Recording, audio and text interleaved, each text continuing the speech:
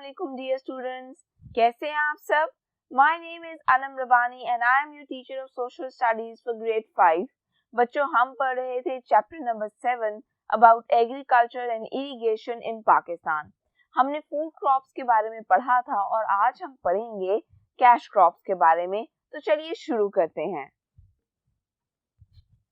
तो बच्चों, आज हमने पढ़ना है cash crops के बारे में, लेकिन cash crops होती क्या हैं?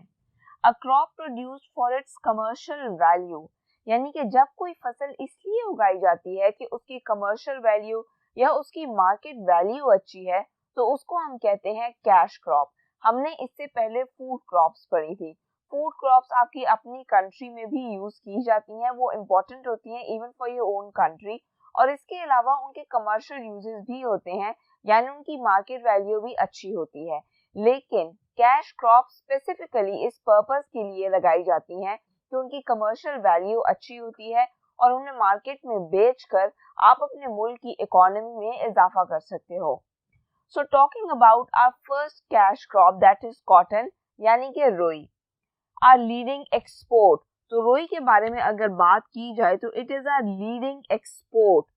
एक्सपोर्ट और इंपोर्ट के बारे में मैं आपको पहले भी कई बार बता चुकी हूँ, लेकिन आज फिर रिवाइज कर देती हूँ. एक्सपोर्ट हम उन चीजों को करते हैं जो कि हमने दूसरे मुल्कों में भेजनी होती हैं, जो या तो हमारे मुल्क में वाफर मिकदार में मौजूद होती हैं या बहुत ही अच्छी क्वालिटी की होती हैं, जिसकी वजह से वो फेमस होती हैं थ्रू आउट वर्ल्ड. इंपोर्ट हम उन चीजों को करते हैं जिनकी हमारे मुल्क में या तो कमी हो जाती है या फिर हमें किसी दूसरे मुल्क से चाहिए होती है क्योंकि उन चीजों की क्वालिटी अच्छी होती है. तो इसीलिए ये कंसेप्ट्स हैं एक्सपोर्ट के और इंपोर्ट के. जो कॉटन है यानी हमारे मुल्क की जो रुई है वो बहुत ही फेमस है थ्रू आउट वर्ल्ड. इस वजह से हम बहुत सी रुई एक्सपोर्ट भी करते हैं. अगर एक्सपोर्ट्स की तादाद ज़्यादा हो तो ये किसी भी मुल्क की इकोनॉमी के लिए बहुत ही अच्छी बात होती है, क्योंकि जब आप चीज़ें एक्सपोर्ट करते हो तो इसके बदले में आपको मिलते हैं पैसे जो कि आपकी मुल्क की इकोनॉमी यानी आपकी माशी हालत को स्ट्रॉन्ग करते हैं.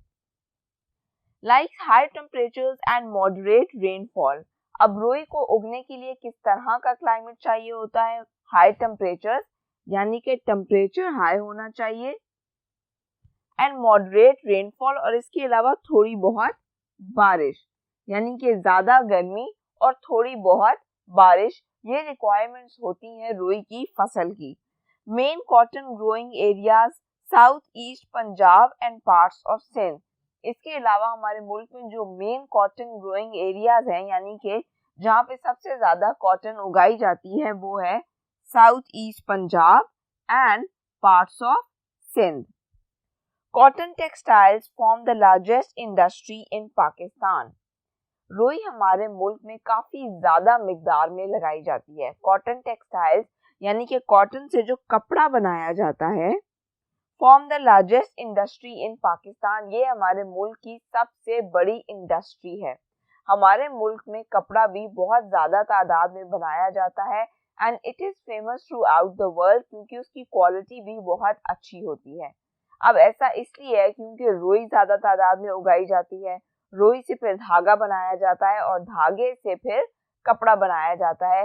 इसीलिए ऐसे कई सेंटर्स मौजूद हैं हमारी कंट्री में जहाँ पे रुई से धागा और फिर धागे से कपड़ा बनाया जाता है. सिर्फ कपड़ा ही नहीं बनाया जाता, बल्कि इसके अलावा टॉवल्स और जितनी भी ऐसी चीज़ें हैं जो कि धागे से बनती हैं, वो सब चीज़ें हमारे मुल्क में बनाई जाती हैं और एक्सपोर्ट भी की जाती हैं.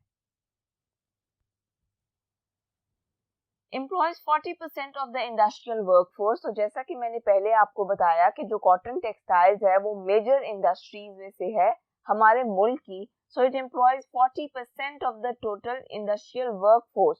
तो हमारी इंडस्ट्रीज में जितने लोग काम करते हैं उसमें से ऑलमोस्ट 40% लोग हमारी कॉटन टेक्सटाइल इंडस्ट्री में काम करते हैं. यानी कि अगर 100% हमारी वर्क फोर्स है जो कि सारी की सारी इंडस्ट्रीज में काम कर रही है, तो उसमें से जो 40% है सिर्फ वही हमारी कॉटन टेक्सटाइल इंडस्ट्री में काम कर रही है. यानी कि ये एक बहुत बड़ी बात है. अगर आप बाकी के 60% को डिफरेंट इंडस्ट्रीज में डिवाइड कर दो तो सिर्फ और सिर्फ 40% कॉटन इंडस्ट्री में होना मतलब हमारी वर्क फोर्स का एक बड़ा हिस्सा कॉटन इंडस्ट्री में काम कर रहा है।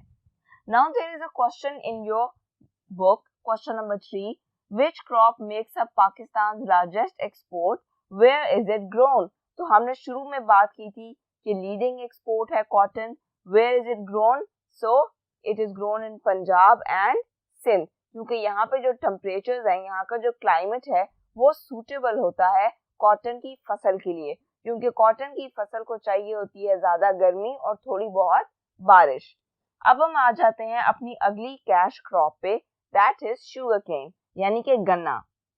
Most important cash crop after cotton, तो रुई के बाद ये सबसे इम्पॉर्टेंट कैश क्रॉप है। शुगर एंड गुड़ आर मेड फ्रॉम इट। गन्ने से हम क्या बनाते हैं? गन्ने से हम बनाते हैं शुगर यानी कि चीनी, और गुड़ जिसे आप नॉर्मली ब्राउन शुगर कहते हो। अब चीनी कैसे बनाई जाती है? जो गन्ना होता है उसको 2 रोलर्स में से गुजारा जाता है। रोलर्स में से गुजरने के बाद गन्ने का जो जूस होता है वो बहुत ही थिक सा हो जाता है, क्योंकि उसको एक बाउल में हीट अप किया जाता है, तो उसका जो पानी होता है वो इवेपोरेट कर जाता है और हमारे पास बच जाता है मोलेसेस, जिसे हम शीरा भी कहते हैं। शीरा मुख्तलिफ मीठी चीजें बनाने के लिए इस्तेमाल किया जाता है। अब गन्ने को रोलर्स में से गुजारने के बाद जूस तो मोलेसेस बन गया, लेकिन उसके बाद जो मटेरियल हमारे पास बचता है उसको हम बगैस भी कहते हैं। बगैस यूज होता है पेपर बनाने में, डिफरेंट फॉर्म्स ऑफ बोर्ड्स बनाने में। इसके अलावा उसको एज एनिमल फॉडर भी इस्तेमाल किया जाता है, यानी कि जानवरों की खुराक के तौर पे भी इस्तेमाल किया जाता है। Needs high temperatures and plenty of water, तो इस फसल को उगने के लिए क्या चाहिए होता है? हाई टेम्परेचर्स यानी कि बहुत सी गर्मी, एंड प्लेंटी ऑफ वाटर और बहुत सा पानी। जब हमने कॉटन के बारे में बात की थी तो हमने कहा था कि उसे हाई टेम्परेचर चाहिए होती हैं और मॉडरेट रेनफॉल यानी कि थोड़ी बहुत बारिश, लेकिन यहाँ पे हाई टेम्परेचर चाहिए एंड प्लेंटी ऑफ वाटर और बहुत सा पानी भी चाहिए। Major growing regions Punjab, Sindh and KP के, और ये कहाँ पे उगाए जाते हैं? ज्यादातर पंजाब में, सिंध में एंड केपी के यानी कि खैबर पख्तूनख्वा में। Planting time matters a lot for this crop. अब इस बात का क्या मतलब है?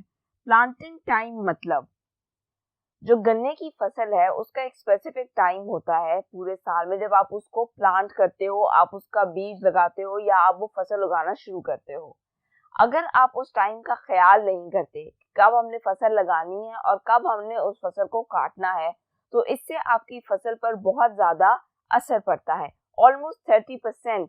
यानी कि अगर आप प्लांटिंग टाइम का ख्याल नहीं करोगे हमने कब फसल लगानी है, तो इस वजह से आपकी फसल को नुकसान पहुंच सकता है।